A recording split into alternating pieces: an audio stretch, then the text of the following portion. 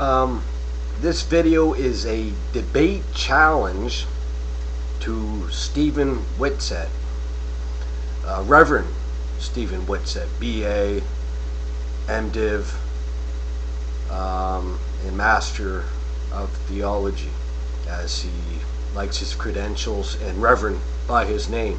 Stephen Whitsett Jr., Reverend Stephen Whitsett Jr., BA, MDiv, THM, Master of Theology. I challenged him to debate, as we were supposed to debate 2 years ago, and it didn't pan out because we couldn't come to an agreement on a debate format. He wanted to do 10 papers each as a debate, and he said, maybe I'll do a video debate with you afterwards. I said, no, that's not good enough. A video debate is what I'm after, not a written debate. And so we've clashed there. We've kind of get along, but we've clashed over the last couple of years over different issues. One issue there recently, and Stephen harps on this all the time, Hebrews chapter 9 verse 28. He says, well, that's a silver bullet pretty much against full preterism. I said, okay. And I'm doing right now amongst 5 other papers, and then I have other studies as well, but 5 papers I'm writing on now. I put this one on hold, is a commentary on Israel's promises in the parousia in Acts and Hebrews, with refutation of Stephen Whitsett on Acts chapter 3, 19 through 21, and Hebrews 9:28. And so I don't just, in this paper, and it's already 22 pages typed, just on the restoration of Israel in Acts 2, Acts 3, I go through Acts exegetically, and I didn't even get into Hebrews yet. I've written on Hebrews before, but that was about 6 or 7 years ago, and I sent Stephen that paper that I've done on Hebrews 6 or 7 years ago. I sent him a video I've done on Hebrews, which needs to be revised as well. And then I said, how about we debate the second coming in Hebrews, the day of the Lord in Hebrews? He said, no, I will not debate that. And I think it's because he knows that debate he will lose, and yet he always harps on Hebrews chapter 9:28 as if it's a silver bullet, when in fact, when I get this paper finished, and I'm not in a hurry because Stephen is not really in a hurry to look at it. He waved his hand saying, I won't debate you on that, and I don't blame him.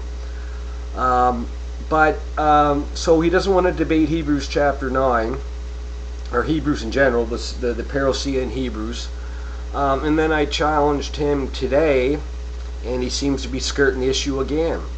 And this is one of his main hermeneutics that he gets from N.T. Wright, in the one book that he quotes from N.T. Wright, the one book, I think, the only book he's ever read by him.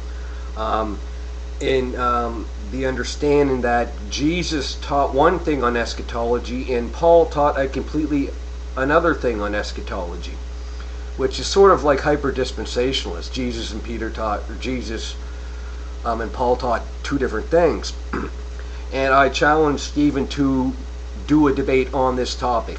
Let's debate this. Was Jesus' eschatology different from Paul's? Jesus' eschatology was different from Paul's. He can affirm it, I will deny it.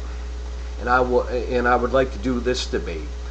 As this is one of his main hermeneutics, this is his driving hermeneutic when it comes to eschatology. And Stephen's ministry is pretty much aimed at full preterism. He's always coming in the groups. He's his middleism eschatology that he made up, and he gets on full preterists to say, well, you guys have only been around since the 70s with Max King. Well, what about you, Stephen Whitsett? You came up with middleism, your own eschatology that you've taken from N.T. Wright. And of course, N.T. Wright is not right on everything. I believe he's good on some things, but of course, the new perspective on Paul, things like that, greatly affect the Pauline understanding of works of law, of justification, things of that nature. But yeah, here's the debate challenge. If you don't want to debate on Hebrews, which I would gladly debate on, how about let's do the debate? Let's do the debate. This is your driver in hermeneutic. Jesus and Paul taught two different eschatologies. Let's do that debate. I would affirm that Jesus and Paul taught the same when it comes to eschatology, and that Paul, his New Testament source for eschatology is Matthew 24:25, the Matthean version of the Olivet Discourse. I believe that can be proven easily, and I think it can be proven easily throughout the other writings of Paul, that he was on the same page when it comes to Jesus with the restoration of Israel and the regathering of those that were scattered. And I'm not going to really get into that now, but that's the debate challenge. Either put up or shut up, Stephen. He comes in, makes his snide remarks once in a while, or he'll just offer his opinion, his attempt at exegesis. That's fine. But when your ministry and your main focus is full preterism, and you're always harping on this and that, and yet you won't debate, something's wrong. You debated Michael Miano before publicly, and we could see why. I think you don't want to do any more audio or video debates or anything like that. You'd rather written debates, because as an orator, I think that's a great weakness on Stephen's part. He would not be able to keep up during the debate, I don't think. But that's the debate challenge. Stephen Whitsett, you're always hounding us full preterists. This is like your one of your main missions in your studies. Put up or shut up. Do the debate. Did Jesus and Paul preach two different eschatologies? Let's do the debate, and it won't be a written debate. I won't do no written debate. Waste 10 papers he wanted to do before. 10 papers each. I mean, that's ridiculous. You can get it done in 3 hours. So that's the debate challenge.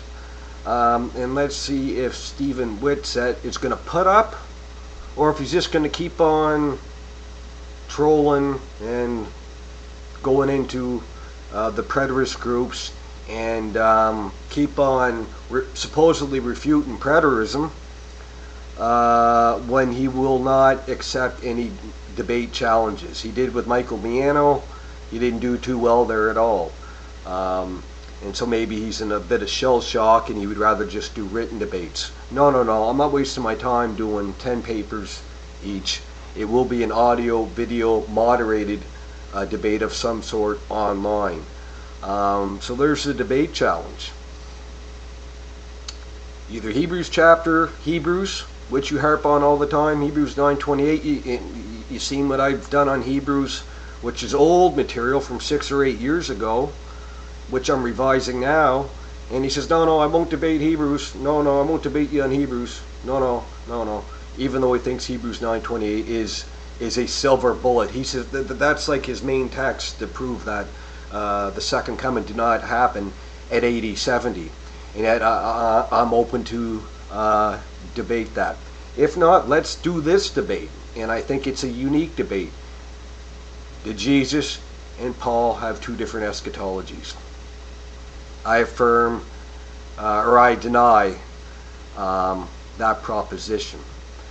But with that being said, I don't think Stephen's going to accept the challenge. He's just going to keep on attacking full preterism, and yet he will not defend his assertions and claims and whatnot.